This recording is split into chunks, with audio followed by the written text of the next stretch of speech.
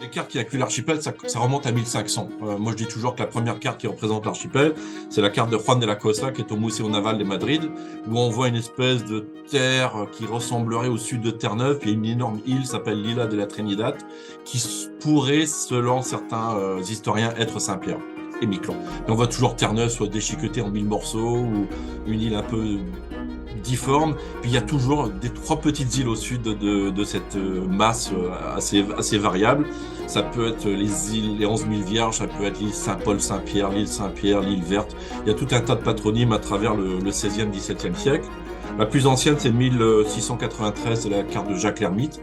Et c'est chose curieuse parce qu'il n'y a eu rien jusqu'à 1693, et tout d'un coup, il y a un foisonnement. Il y a 4 ou 5 cartes qui sont sorties un peu en même temps. Et ce ne sont pas des cartes de géographes, c'est un peu des cartes de genre, je suis capitaine du port, c'est moi qui est responsable de Saint-Pierre pour les prochains mois, les prochaines saisons. Ben, je vais représenter le port pour ensuite diviser entre les différents capitaines qui vont venir pêcher sur Saint-Pierre. On n'utilisait pas des cartes vraiment pour naviguer à cette époque-là. Les cartes, c'était surtout pour se repérer une fois sur place. Mais dans certaines publications, c'est pas des cartes que l'on trouve, ce sont les profils côtiers. Donc on vous montre la forme des montagnes lorsque vous arrivez près de Plaisance, la forme des montagnes lorsque vous arrivez au sud de Saint-Pierre, la forme des montagnes lorsque vous êtes à l'ouest de Miquelon. Et ça, c'était plus utile qu'une carte, parce qu'évidemment, une carte, il faut savoir la lire, il faut savoir faire des mathématiques d'un certain niveau, et c'était pas donné à tous les capitaines non plus. C'était plus simple de suivre des instructions. Pas de carte de Miquelon encore, hein. Miquelon, c'est arrivé beaucoup plus tard, mais je crois qu'une des raisons, c'est que Saint-Pierre, c'était plutôt les Malouins, les Granvillers, les Rochelais, etc. Donc eux étaient vraiment tributaires du roi de France, alors que les Basques, c'était un mélange entre le royaume d'Espagne, le royaume de France, puis eux, ils étaient plutôt sur Miquelon. Donc pour l'instant, je ne connais pas de carte de Miquelon de l'époque. Il y a juste une carte de Bellehorn où il y a un petit morceau qui dit île de Miquelon. Mais la baie de Miquelon elle-même n'est pas représentée avant beaucoup plus tard. Et ensuite, il n'y a rien parce que Saint-Pierre et Miquelon sont tombés sous le giron des Britanniques. Il faut arriver au XVIIe siècle, lorsqu'on a James Cook, qui est délégué par les Britanniques en disant on rend Saint-Pierre aux Français, mais il faudrait peut-être faire une carte avant hyper détaillée si jamais il faut les envahir, ce qu'ils ont fait 2 fois après.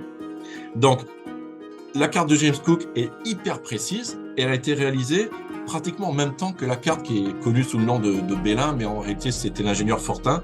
Donc il y a une carte française, une carte anglaise qui sont quasiment contemporaines, et la carte anglaise, je dois l'avouer, est plus précise que la carte française, mais la carte française est plus belle. Quand Cook faisait sa carte, c'était la rétrocession de 1763, eh bien les Français étaient dans le port.